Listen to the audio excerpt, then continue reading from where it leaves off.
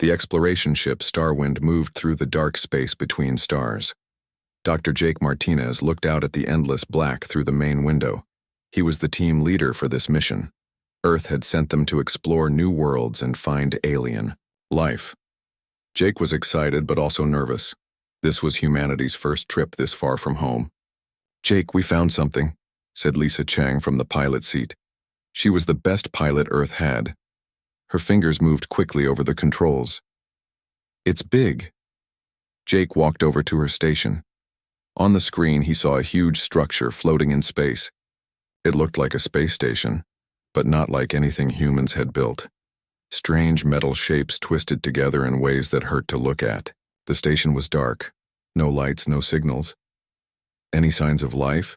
Jake asked. Ryan Torres looked up from his engineering station. He was young but very smart with machines. "Nothing. The station is cold. Whatever happened here, it happened a long time ago." Amy Brooks sat at the communications desk. She was trying to pick up any radio signals. "I'm getting some old recordings," she said. "Very old, and scared voices." Kevin Walsh checked his weapons. He was the security officer. His job was to keep everyone safe. "I don't like this," he said. "Dead stations usually stay dead for good reasons." Jake made his decision. "We're going aboard. This could be our first real contact with alien technology." Lisa landed their small shuttle in the station's docking bay. The bay was huge, much bigger than anything humans would build. When they opened the shuttle door, their breath made small clouds in the cold air. Emergency lights flickered weakly along the walls. Jake led the team down a long hallway. Their footsteps echoed in the silence. The walls were covered with strange writing in languages no human had ever seen. Some of the symbols glowed softly in the dark. "Look at this," Amy whispered. She pointed to the floor. Jake saw them too. Claw marks, deep gouges in the metal floor like something with huge claws had been dragged along. The marks were everywhere, on the walls, on the ceiling. Some were so deep they went through the metal completely. They found the first body in the next room. It was alien, but Jake couldn't tell what kind. The body was torn apart. Massive bite marks covered what was left. Jake had studied animal attacks on Earth, but this was different. This was bigger, more violent. "Whatever did this," Ryan said quietly. "It was huge." They found more bodies as they went deeper into the station. Different alien species, all killed the same way. All torn apart by the same massive claws and teeth. The hallways were filled with the smell of old death and fear. Amy worked on translating the station's computer system. "I'm getting pieces of the logs," she said. "Listen to this." She played a recording. Even though the words were alien, the fear in the voice was clear to everyone. "It broke free," the alien voice said through Amy's translator. "The Shadow Stalker is loose. All teams retreat to the escape pods. Do not try to fight it. Do not look at it directly. Just run." "Shadow Stalker?" Lisa asked. Amy found more recordings. The aliens called it different names. Deathwalker, the Void Hunter, the thing that hunts in dark places. But they all meant the same creature. Jake studied the claw marks more, carefully. This wasn't random killing. Look at the pattern. The creature was searching for something or someone. Kevin checked his gun again. "Let's find what we came for and get out of here." But Jake was already walking toward the deeper parts of the station. Something was calling to him. Not a sound, but a feeling. Like something was waiting for him in the dark. The team followed him down, down, down. The air got colder. The walls got thicker. They were going into the most secure part of the station, the place where the aliens kept their most dangerous secrets. Finally, they reached a massive door. It was sealed with locks that Jake had never seen before. Energy fields flickered around it. Warning signs in dozens of alien languages covered every surface. "This is a prison," Ryan said. "A big one." Amy translated some of the warnings. "Danger. Extreme predator contained within. Do not open under any circumstances. Authorized personnel only." The door was damaged. Something had tried to break out from the inside. The metal was bent and torn. Some of the locks were broken. Jake found a small window in the door. It was made of material stronger than diamond. He looked through it into the dark room beyond. At first he saw nothing. Then slowly, his eyes got used to the darkness. In the center of the room, trapped in a cage of pure energy, was the most terrifying creature Jake had ever seen. It was bigger than an earth bear, but built like a hunting cat. 6 legs, each ending in claws as long as kitchen knives. Its skin was black as space with patterns that seemed to move in the light. Its head was long and narrow, with too many teeth. But it was the eyes that made Jake's blood freeze. They were intelligent, not animal intelligence. Something much more. The creature was looking right at him through the window. "It's alive," Jake whispered. Kevin pulled him away from the window. "And that's why we're leaving. Now." But Jake couldn't. "Stop looking." The creature wasn't moving like a wild animal. It was watching him, studying him. The energy cage around it was flickering. "Dying. The power systems are failing," Ryan said, checking his scanner. "That cage won't hold much longer." "Then we run," Kevin said. Jake made a decision that would change everything. Instead of running, he stepped closer to the window. The creature tilted its head, like a curious dog. For just a moment, Jake saw something in those terrible eyes that he recognized. Fear. The galaxy's most deadly predator was afraid. Jake stared at the creature for a long time. His team was behind him, telling him to move away from the window. But Jake couldn't look away from those eyes. He had spent years studying animals on Earth. He knew fear when he saw it. "We have to help it," Jake said. Kevin grabbed his arm. "Are you crazy? That thing killed everyone on this station." "Look at it," Jake said. "Really look. It's hurt, it's scared, and it's dying." The energy cage was getting weaker. Sparks flew from the control panels. Soon the creature would be free. When that happened, it could kill them all in seconds. "Jake, we need to go," Lisa said. "Now." But Jake was already working on the door controls. His hands moved over the alien buttons, trying to understand how they worked. "What are you doing?" Amy asked. "I'm going in there," Jake said. His team stared at him like he had lost his mind. Maybe he had.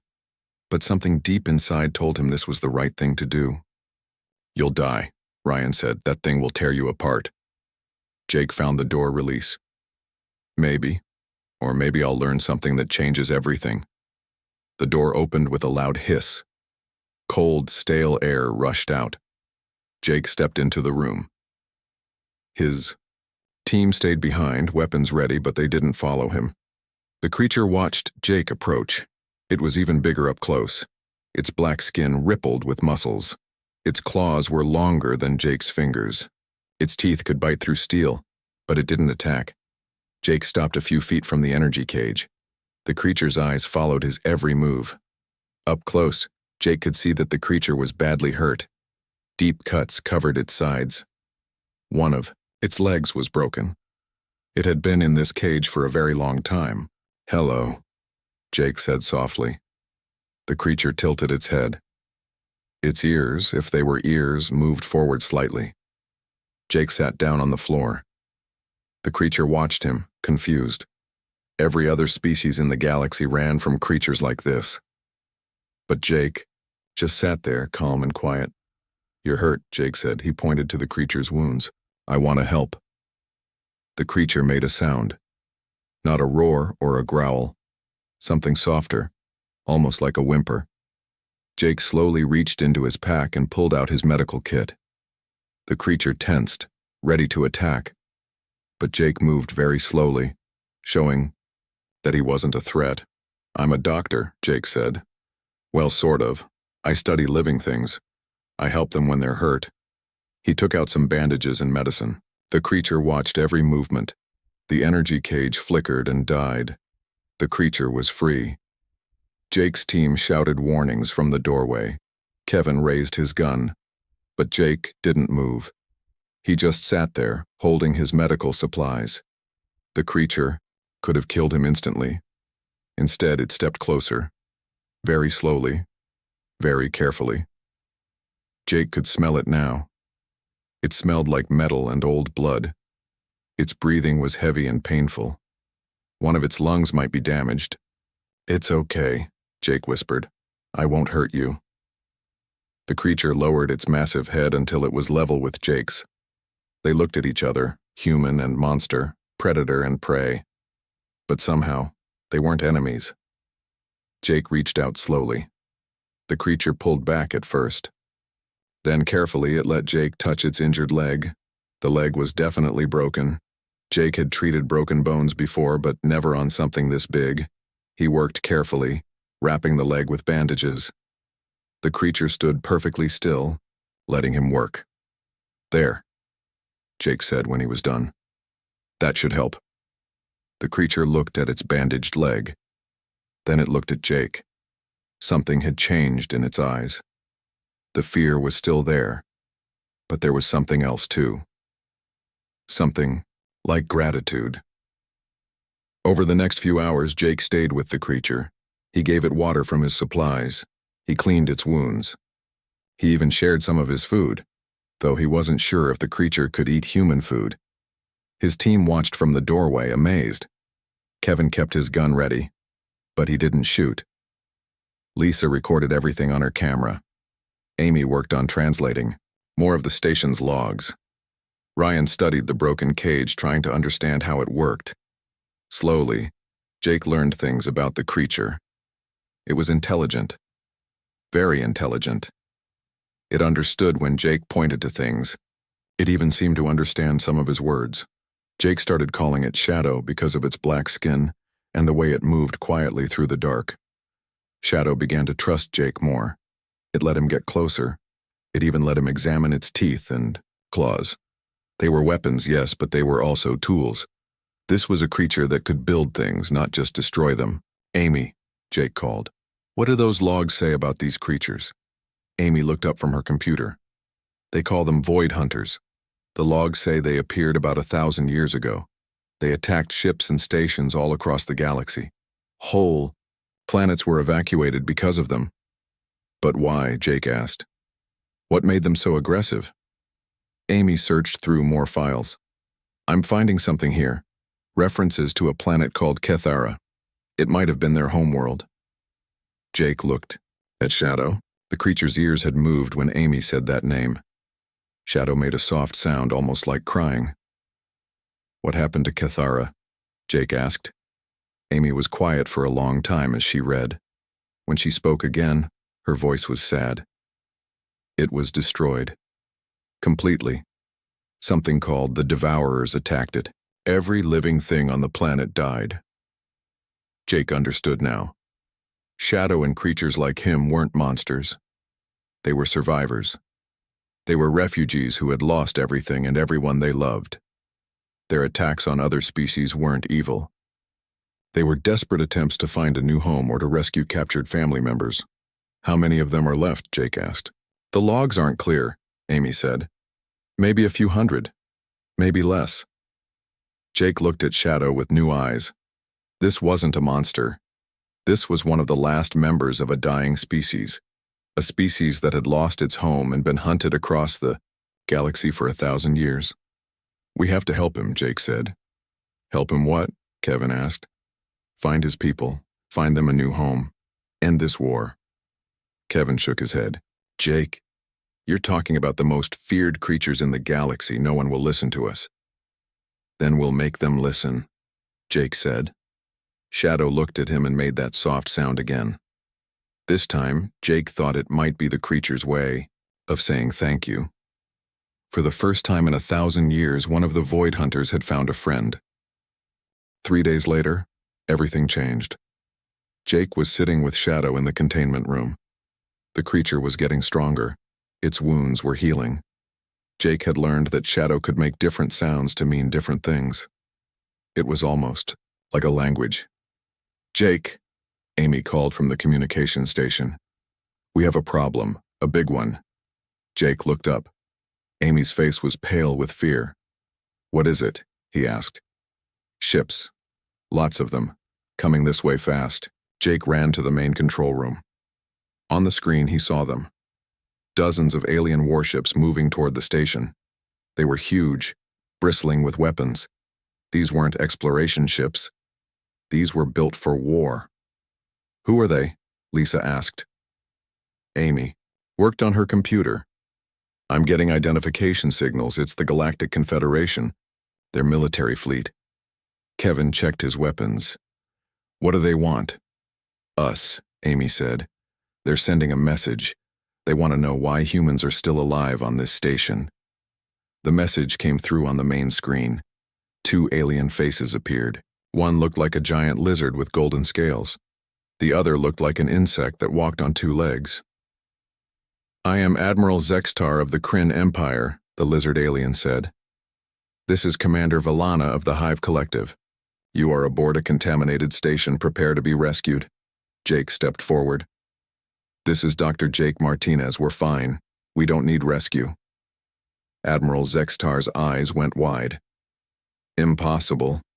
That station contains a void hunter. Nothing survives contact with those creatures. Actually, Jake said, we've been getting along quite well. The alien commanders looked at each other. Commander Veliana's insect-like face twitched. Getting along? With a void hunter? That is not possible. Why don't you come see for yourself? Jake said. Absolutely not, Admiral Zextar said. That station will be destroyed in 1 hour. Evacuate immediately. The screen went dark. Jake's team stared at him. They're going to blow up the station, Ryan said, with Shadow still on it. Not if I can help it, Jake said. He went back to the containment room. Shadow was waiting for him. The creature seemed to sense that something was wrong. We have visitors coming, Jake told Shadow. Other aliens. They're afraid of you. Shadow made a low sound. It sounded sad. They want to hurt you, Jake said. But I won't let them. Shadow looked at Jake for a long time. Then it did something amazing.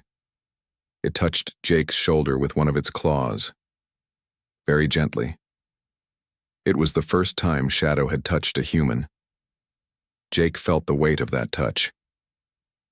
This creature trusted him completely. The alien ships arrived an hour later. Jake and his team were in the main docking bay waiting. Shadow was with them. When the alien soldiers saw Shadow, chaos erupted. Void Hunter! Someone screamed. It's free! Weapons appeared everywhere. Dozens of alien soldiers pointed guns at Shadow. The creature tensed, ready to fight, but Jake stepped in front of it. Stop! Jake shouted. Nobody shoot! Admiral Zextar and Commander Valana walked forward. Both looked terrified but tried to hide it. Behind them came more aliens from different species. Jake had never seen so many different kinds of life in one place. Step away from that creature, human, Admiral Zextar said. It will kill you. No, it won't, Jake said. His name is Shadow. He's my friend. The alien stared like Jake had said something impossible. Commander Valana's many eyes focused on Shadow. Friends? With a void hunter? You must be infected. Some kind of mind control. There's no mind control, Jake said. Shadow is just misunderstood. Misunderstood? Admiral Zextar laughed, but it wasn't a happy sound. That creature's species has terrorized the galaxy for 1,000 years. They've destroyed entire star systems. Jake looked at Shadow. The creature was trying to stay calm, but Jake could see it was scared. All around them were the same kinds of aliens that had hunted Shadow's people for centuries. Tell them, Jake said to Shadow. Tell them what really happened. Shadow looked at the alien commanders. Then it began to speak. Jake had learned enough of Shadow's language to translate. He says his people weren't always like this. They were explorers once, scientists, they had families, children. The aliens laughed. Void hunters don't have families, Commander Valana said. They're born killers. No, Jake said. They had a homeworld called Cathara. It was destroyed by something called the Devourers. At the word Devourers, every alien in the room went quiet. Admiral Zextar stepped forward. What did you say? The Devourers destroyed their planet, Jake repeated. Shadow's people became refugees. They attacked ships because they were desperate. They were looking for a new home. The Devourers are a myth, Commander Valana said. But her voice shook. Shadow spoke again. This time, his voice was full of pain. He says the Devourers are still out there, Jake translated. Still destroying worlds, still hunting any life they find. Admiral Zextar and Commander Valana looked at each other. Fear passed between them. Even if that's true, Admiral Zextar said, it doesn't change what the Void Hunters have done. They must be destroyed. All of them? Jake asked. Even the children? There are no Void Hunter children, Commander Valana said. Shadow made another sound. Jake felt his heart break as he translated. He says there are 12 left. 12 of his entire species. Hidden on a dead moon in the outer rim. They're the last ones. The alien soldiers shifted uncomfortably. Some lowered their weapons. And, he says, Jake continued, that if you help him find the Devourer ships, he'll tell you where they are, so you can destroy them before they find another populated world. The room was completely silent. Admiral Zextar looked at Shadow, really looked at him. For the first time, he saw not a monster, but a being in pain. You would help us find the Devourers? He asked. Shadow nodded. Then he spoke directly to the Admiral. Jake translated. He says he'll do anything to stop them, even if it means working with the people who hunted his kind. Commander Valana stepped closer. And what do you want in return? Shadow's answer was simple. A home, Jake said. Just a small world where his people can live in peace, where they can remember what they used to be before the war broke them. Admiral Zextar was quiet for a long time. Around the room, alien soldiers looked at each other. Some seemed to be thinking the same thing Jake was thinking. Maybe they had been wrong about the Void Hunters all along. The peace talks took place on a neutral space station called Haven Point. Jake had never seen anything like it. Representatives from hundreds of alien species filled the massive meeting halls. Some walked on 2 legs, some on 4, some floated, in the air. But they all had one thing in common. They were all afraid of Shadow. Jake sat at a round table in the center of the main hall. Shadow sat beside him, trying to look as small as possible. It was hard for a creature that big to look harmless, but Shadow was trying. Admiral Zextar sat across from them. Commander Valana was on his left. On his right sat beings Jake had never seen before, creatures made of living crystal, beings that looked like walking trees, and others that seemed to be made of pure energy. This is unprecedented, said one of the crystal beings. We have never negotiated with Void Hunters before. Because we never tried to understand them before, Jake said. We just ran or fought. A tree-like alien named Rootsinger spoke next. The human speaks truth, but fear runs deep. How do we know this is not a trick? Shadow had been learning to speak in the common galactic language. Jake had been teaching him during their journey to Haven Point. Now Shadow spoke for himself. I understand your fear, Shadow said slowly. His voice was deep and rough, but he tried to make it gentle. My people made terrible mistakes. We were broken by grief. The alien representatives shifted uncomfortably. Many of them had never heard a Void Hunter speak before. But you killed millions, Commander Valana said. Destroyed entire colonies. Shadow lowered his massive head. Yes, we did. We were lost, angry, wanted others to feel our pain. Jake reached out and touched Shadow's arm. But that's not who they really are. Shadow has shown me that. How can we trust them? Asked a floating jellyfish-like creature. How do we know they won't attack again? Shadow looked up at the assembled aliens. Because we are dying. Only 12 left. Soon, none. We just want peace. Want to rest. The room went quiet. The idea that the galaxy's most feared predators were nearly extinct was hard for everyone to accept. Admiral Zextar leaned forward. You mentioned the Devourers. Our oldest records speak of them, but we thought they were myths. Shadow's eyes grew sad. Not myths. Real. Still hunting. Still killing. Tell us about them, Commander Valana said. Shadow began to speak. Jake helped translate when the words were too difficult. The story that emerged was terrifying. The Devourers were ancient machines, built by a race that had died out long ago. They moved from star to star, destroying all organic life they found. They had wiped out Shadow's homeworld and dozens of others. "They're still out there," Shadow said. "Moving toward the inner systems. Your worlds." A being made of blue energy spoke up. "If this is true, why haven't we detected them?" "They hide," Shadow said. "Move slowly, but they come, always come." Jake pulled out a data pad. "Shadow has given us the coordinates of their last known position. Our ships could check it out." Admiral Zextar studied the coordinates. "This is in the dead zone. No one goes there." "That's why they hide there," Shadow said. Waiting, planning, they mow. Negotiations continued for days. Many aliens refused to believe Shadow's story. Others wanted to help, but were afraid of their own people's reactions. The breakthrough came when Admiral Zextar made an announcement. "I'm sending a scout fleet to the coordinates Shadow provided," he said. "We'll see if the Devourers are real." 3 days later, the scout ships returned. Admiral Zextar's face was pale when he addressed the assembly. "The Devourers are real," he said. "We found 17 of their ships. Each one is the size of a small moon. They're heading toward inhabited systems." The room erupted in panic. Representatives shouted in dozens of languages. Some demanded immediate evacuation of threatened worlds. Others called for massive military strikes. "Quiet!" Admiral Zextar shouted.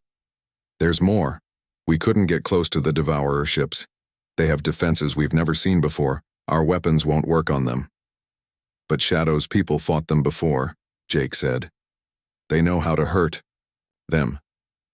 All eyes turned to Shadow. The massive creature stood up slowly. "My people learned their weaknesses," Shadow said. "Know how to break their shields, but need cooperation, need trust." Commander Velana looked around the room. "What are you proposing?" "Joint mission," Jake said. "Shadow leads a team to disable the Devourer ships. Our fleets provide support." "You want us to trust our lives to avoid Hunter?" one alien asked. "I want you to trust your lives to someone who has already lost everything to these machines," Jake replied. "Someone who knows them better than anyone." The vote was close.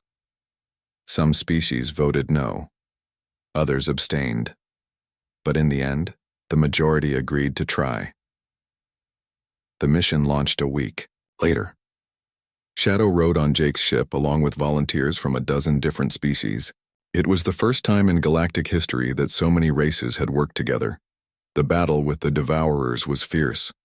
The ancient machines were powerful beyond imagination. But Shadow knew exactly where to strike. Under his guidance, the combined fleet destroyed all 17 Devourer ships. When they returned to Haven Point, Shadow was no longer seen as a monster. He was a hero. The final ceremony took place in the same hall where the peace talks had begun. Admiral Zextar stood before the assembly. "Today we grant the remaining Void Hunters citizenship in the Galactic Confederation," he said. "They will be given a world of their own, where they can live in peace." Shadow stood beside Jake as the announcement was made. The massive predator was trying not to cry. "Thank you," Shadow whispered to Jake. "You gave us hope." Jake smiled. "You gave us something too. You showed us that anyone can change. Anyone can choose to be better." The new world was called New Kethera. It was a small, peaceful planet with forests and lakes. The 12 remaining Void Hunters settled there, along with Jake and a team of human researchers. Jake watched Shadow teach the younger Void Hunters how to build instead of destroy, how to grow food instead of hunt, how to live in peace. Other species began to visit New Kethera. At first they were nervous, but slowly they learned what Jake had learned.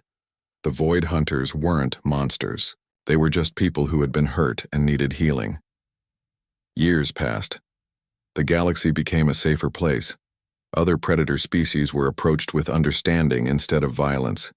Many conflicts were resolved through friendship instead of where Jake often sat with Shadow in the evening, watching the sunset over their new world. Do you ever regret it? Jake asked one day. Giving up the hunt? Shadow was quiet for a moment. No, he said finally. This is better. This is home. Jake nodded. He had learned something important during their journey together. Sometimes, the scariest thing in the universe isn't a monster. It's someone who has given up hope. But hope could always be found again. All it took was one person willing to reach out their hand in friendship. That was the human way. And maybe, Jake thought, it was the best way of all.